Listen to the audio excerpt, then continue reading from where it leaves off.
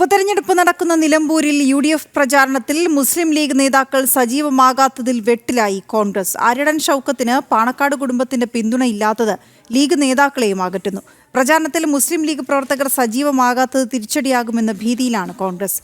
PV അൻവറിനെ മുന്നണിയിലെടുക്കാത്തതിലും ലീഗിന് എതിർപ്പുണ്ട്. നിലമ്പൂരിൽ പ്രധാന മുന്നണി സ്ഥാനാർത്ഥികളുടെ പ്രചാരണ പ്രവർത്തനങ്ങൾ സജീവമായി മുന്നോട്ടു പോവുകയാണ്.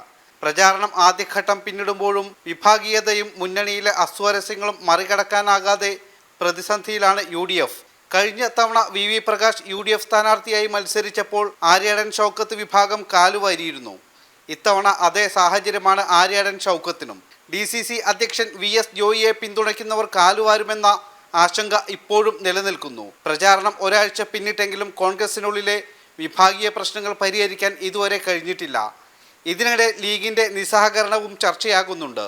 ലീഗിനെ ശക്തമായി വിമർശിച്ചിരുന്ന കോൺഗ്രസ് നേതാവായിരുന്ന ആര്യാടൻ മുഹമ്മദിന്റെ അതേ പാത തന്നെയാണ് അദ്ദേഹത്തിന്റെ മകൻ ആര്യടൻ ഷൗക്കത്തും പിന്തുടരുന്നതെന്ന വാദമാണ് ലീഗ് നേതാക്കളുടേത്.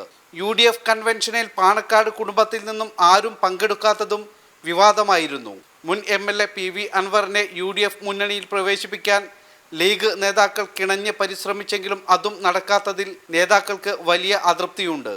അതുകൊണ്ട് പ്രചാരണത്തിൽ മുസ്ലിം ലീഗ് കാര്യമായി സഹകരിക്കുന്നുമില്ല. ലീഗിന്റെ പടലപ്പിണക്കവും പാർട്ടിയിലെ വിഭാഗീയതയും പരിഹരിക്കാൻ കോൺഗ്രസ് നേതൃത്വം ശ്രമിക്കുന്നുണ്ടെങ്കിലും ഇതുവരെ വിജയിച്ചിട്ടില്ല. ശിവദാസ് കന്മനം, ജനം, നിലമ്പൂർ.